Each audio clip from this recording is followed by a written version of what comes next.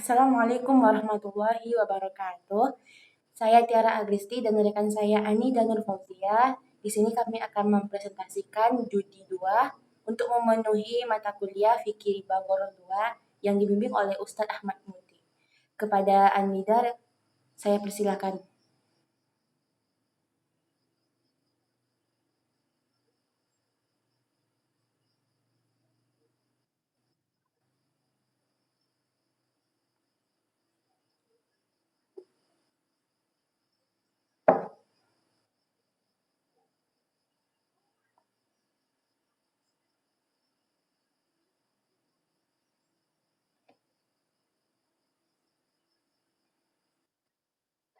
Sudah?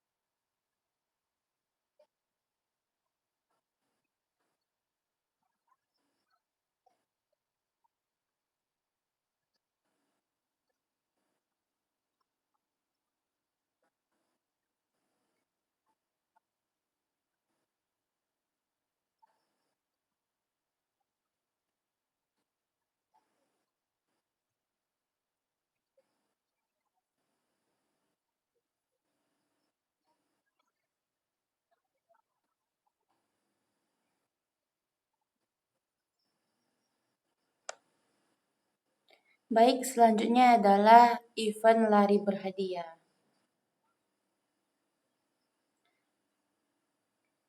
Event lari berhadiah ataupun dapat kita katakan perlombaan ataupun musabakoh telah menjadi bagian dari aktivitas manusia sejak dahulu hingga sekarang. Ada berbagai macam hal yang diperlombakan dalam masyarakat. Terkadang perlombaan juga Terkadang perlombaan juga disertai dengan adanya hadiah bagi pemenangnya. Maka singkatnya musobako artinya kegiatan yang berisi persaingan untuk berusaha lebih dari orang lain dalam suatu hal. Menjelaskan tentang ketentuan hadiah dalam event lari ini harus mempertimbangkan manfaat event ini secara keseluruhan agar kesimpulannya utuh dan menyeluruh. Karena kesimpulan terhadap masalah sangat menentukan kesimpulan hukumnya.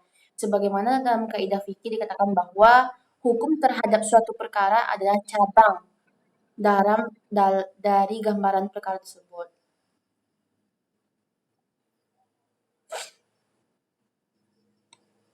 Selanjutnya, dalam event lari berhadiah ini juga dipertimbangkan dari segi manfaatnya, karena selain menyehatkan fisik, juga menghidupkan pola pikir hidup sehat, bahkan menjadi gaya hidup setiap individu, baik dari kalangan tua maupun dari kalangan muda.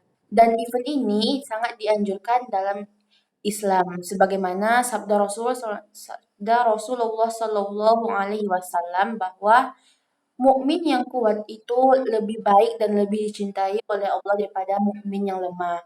Maka event dari berhadiah ini memang sangat bermanfaat bagi setiap umat di seluruh dunia ini.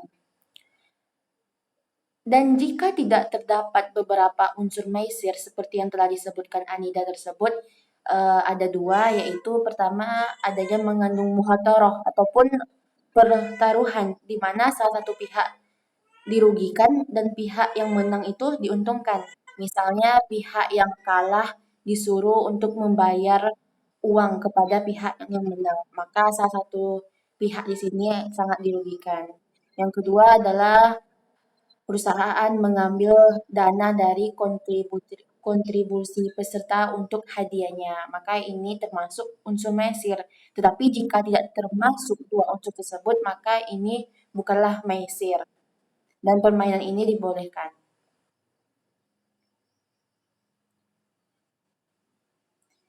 Contoh keduanya adalah undian berhadiah.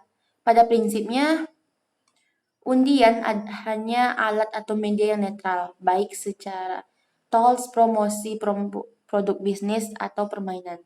Jika targetnya positif, jika target dan kontennya positif, maka menjadi tools dan media yang positif pula. Begitupun sebaliknya.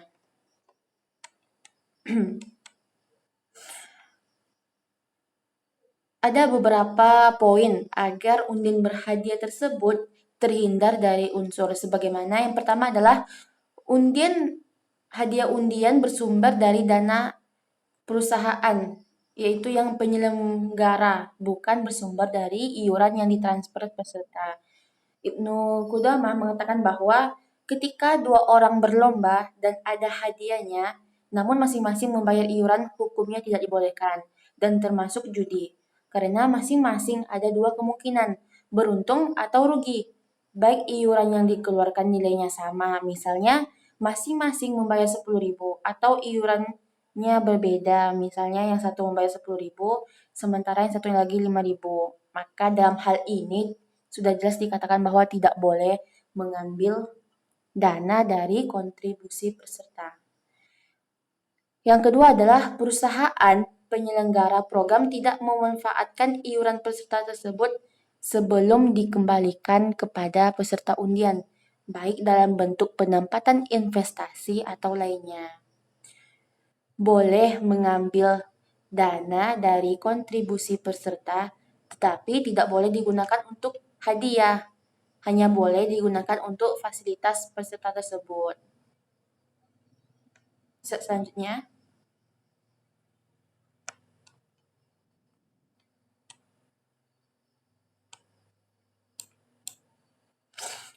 maka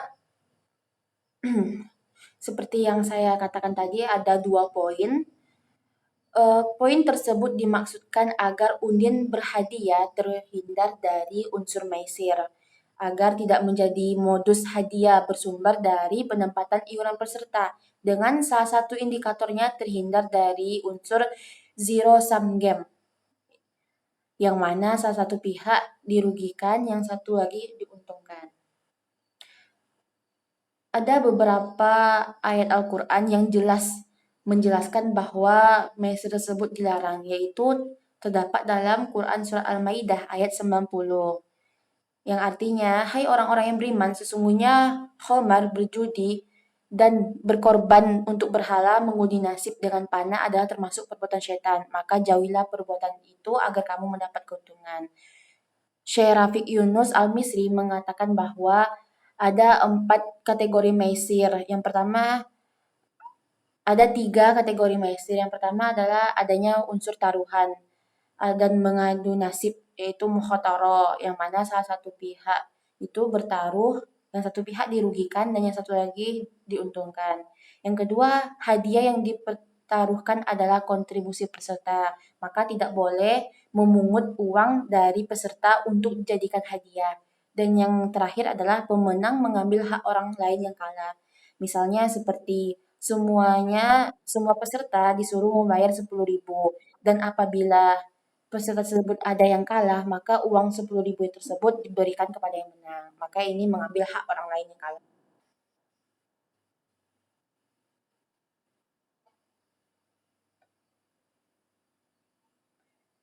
Baik, cukup sekian dari kami. Jika ada kesalahan mohon dimaafkan. Wassalamualaikum warahmatullahi wabarakatuh.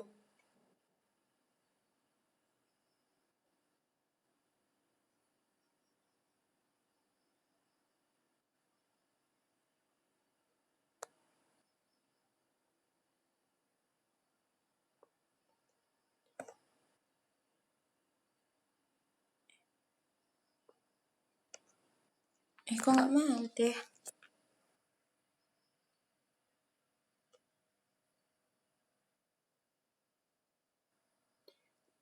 Nggak mau dipencet. Masih jalan coba.